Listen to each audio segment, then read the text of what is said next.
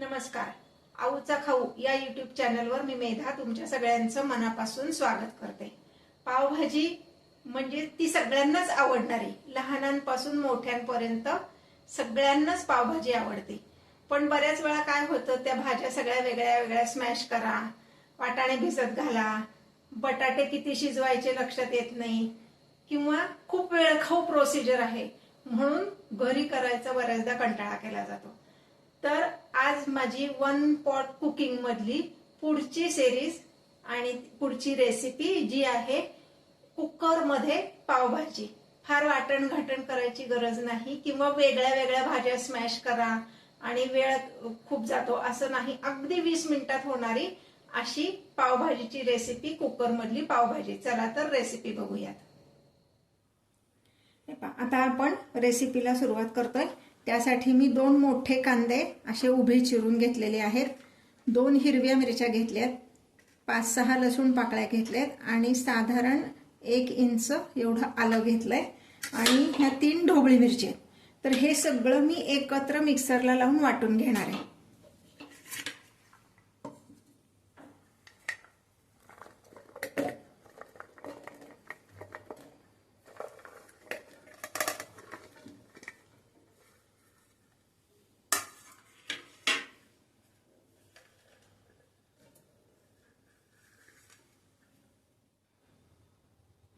आता हे 4 टोमॅटो आणि बीटाचे 4 तुकडे असे. बीट का घालायचं तर छान लाल रंग येण्यासाठी, म्हणजे कुठलाही आर्टिफिशियल कलर आपण ह्यात घालणार नाहीये. हे पण सगळं मी पाणी न घालता वाटून घेणार आहे.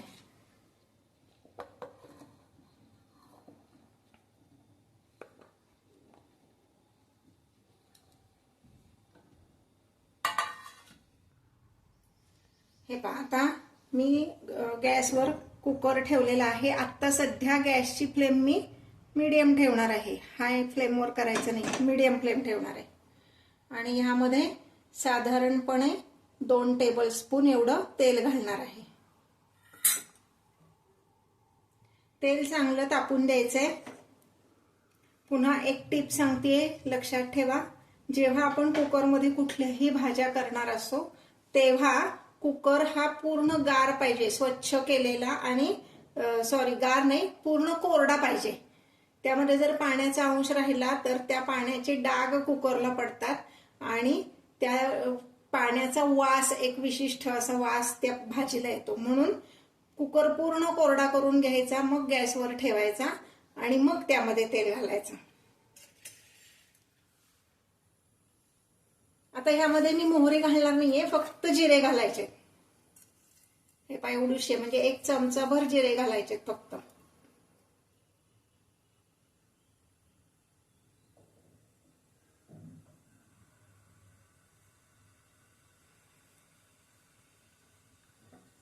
जिरे पटकन तडतडतात, फार काळे होऊन द्यायचे नाही. जिरे काळे झाले की कडवट लागतात.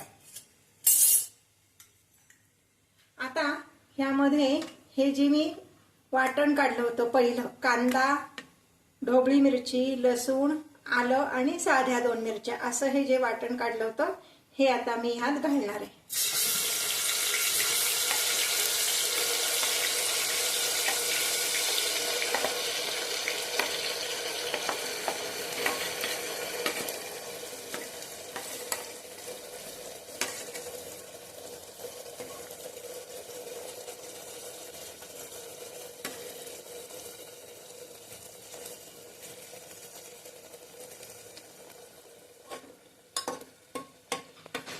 आता हे छान परतून घ्यायचं. गॅस मोठा करायचा आणि सतत हलवत परतून घ्यायचं.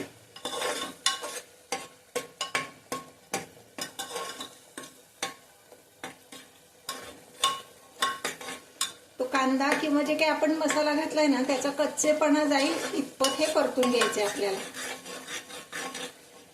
हे परतून घेईपर्यंत मी दुसऱ्या गॅसवर थोडंसं पाणी गरम करत ठेवणार आहे. आता यामध्ये मी घालणार आहे अनसॉल्टेड बटर 1 चमचा. तुमच्याकडे सॉल्टेड बटर असेल तर तुम्हाला नंतर भाजीतलं मीठ ऍडजस्ट करावं लागेल. माझ्याकडे अनसॉल्टेड बटर होतं म्हणून मी तेच वापरलंय. शक्यतो तेच वापरा, अनसॉल्टेड बटर, म्हणजे मग भाजीतलं मिठाचं प्रमाण गडबडत नाही. अगदी सेम हॉटेलसारखी टेस्ट यावी म्हणून बटर घातलंय बरं का ह्यात. आणि दुसरं काय होतं, बटर घातलं ना की तर्री छान येते. त्याच्याबरोबरच आता मी घालणार आहे फक्त 1 टेबलस्पून एवढा नारळाचा चव, त्याने सुद्धा छान तर्री येते म्हणून.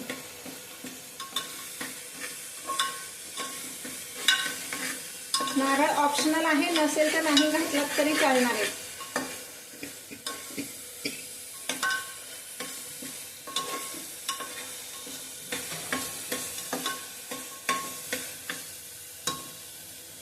आता हे जे बीट आणि टोमॅटो आपण मिक्सरमधनं काढून घेतलंय ते घालणार आहे.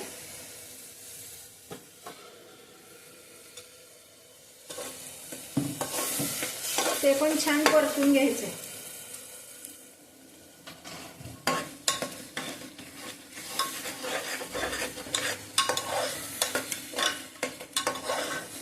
हे सुद्धा छान परतून घ्यायचं, त्याचा कच्चेपणा जाईपर्यंत, म्हणजे साधारण 2 ते 3 मिनिट हे आपण परतणार आहोत.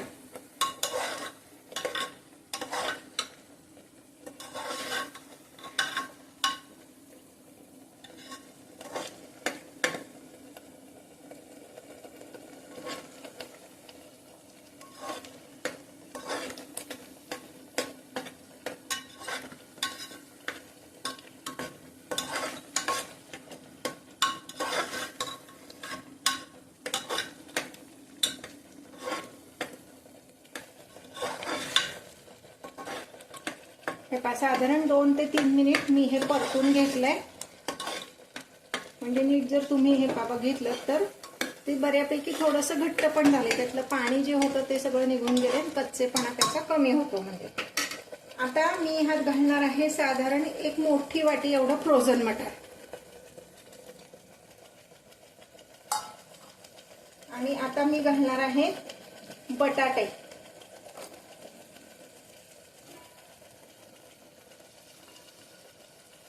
हे असे मी फोडी करून घेतल्यात बटाट्याचे, साल काढलं आणि फोडी पाण्यात टाकून ठेवायच्या, म्हणजे त्याचा एक्स्ट्रा जो स्टार्च असतो तो निघून जातो. हे या पद्धतीने मी पाण्यात घातले. बटाटे किती घेतलेत तर 4 बटाटे मी घेतलेले आहेत. मी हे जे प्रपोर्शन तुम्हाला सांगितलंय हे तर ही साधारण 6 माणसांना पुरेल एवढी पावभाजी तयार होते. आता हे घातल्यानंतर छान असं परतून घ्यायचंय सगळं.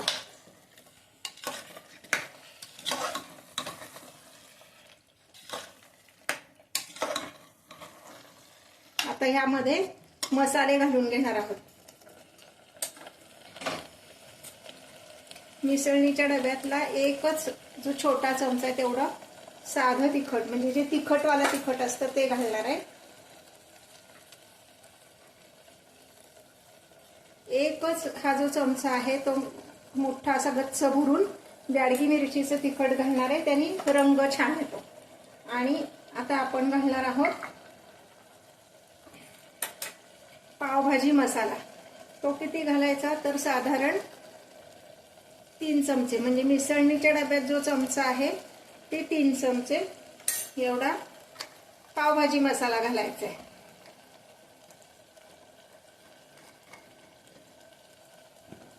छान सगळं असं हलवून घ्यायचंय. यामध्ये आपण घालणार आहोत मीठ. हे साधारण 1.5 टीस्पून एवढं मीठ घालायचंय. तिखट आणि मिठाचं प्रमाण तुमच्या चवीनुसार थोडंसं कमी जास्त केलं तरी चालणार आहे. आता मगाशी जे मी सांगितलं की मी एका बाजूला पाणी गरम करत ठेवलं होतं, ते गरम पाणी मी ह्यात घालणार आहे.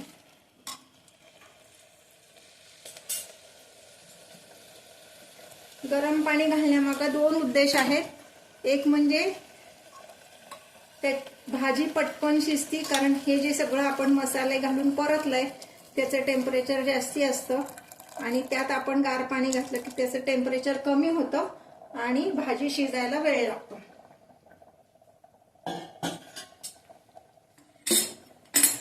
हे जे भांडं आहे ह्या भांड्याने 2 भांडी म्हणजे वाटीचं प्रमाण म्हणलं तर मेजरिंग कप नुसार 2 मेजरिंग कप एवढं पाणी आपल्याला ह्याला पुरणार आहे। आता हे व्यवस्थित हलवून घ्यायचंय आणि आता आपण कुकरला झाकण लावणार आहोत।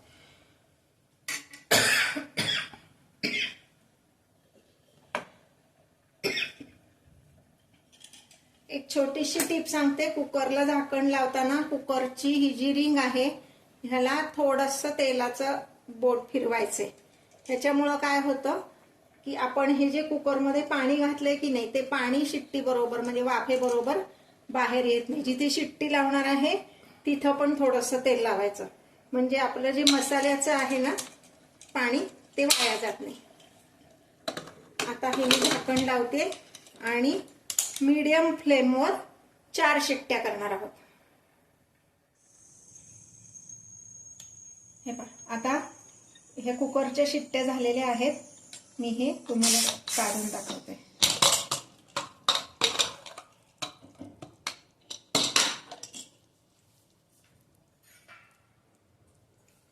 हे पहा असं जर बघितलं तर तुम्ही म्हणाल हा रस्सा तयार झालाय। आता काय करायचं, हे स्मॅशरनी स्मॅश करायचंय।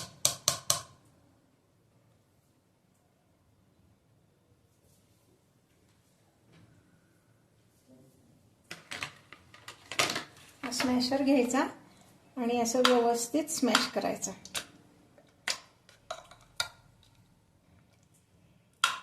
म्हणजे हे जे बटाट्याच्या फोडी आहेत ना त्या व्यवस्थित पूर्ण स्मॅश झाल्या पाहिजेत।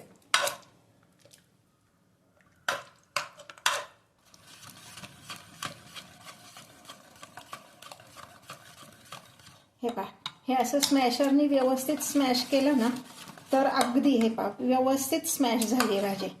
मुलांनाही करता येईल अशी ही कुकर मधली झटपट, फार भांडी नाही काही नाही। हे पहा व्यवस्थित स्मॅश झाली। यातले फक्त बटाटे व्यवस्थित स्मॅश झाले की ही भाजी व्यवस्थित मिक्स होईल। मटार सगळं स्मॅश व्हायची काही गरज नाही, मधनं थोडेसे मटार आपल्याला लागले भाजीत तरी चालणार आहे। मी जे व्हिडिओ आतापर्यंत तुम्हाला दाखवलेत ते जर तुम्हाला आवडत असतील तर लाईक आणि कमेंट करायला विसरू नका। आपली जी 1 पॉट कुकिंग ही सिरीज आहे, ह्या सिरीजमध्ये सगळ्यांना आवडणारी अशी ही पावभाजी नक्की करून बघा। आणि अजून जर तुम्ही माझ्या चॅनलला सबस्क्राईब केलं नसेल तर सबस्क्राईब करा, शेजारी बेल आयकॉन दिलेला आहे, नोटिफिकेशन ऑल असं क्लिक करा म्हणजे माझे सगळे व्हिडिओज तुमच्यापर्यंत येतील।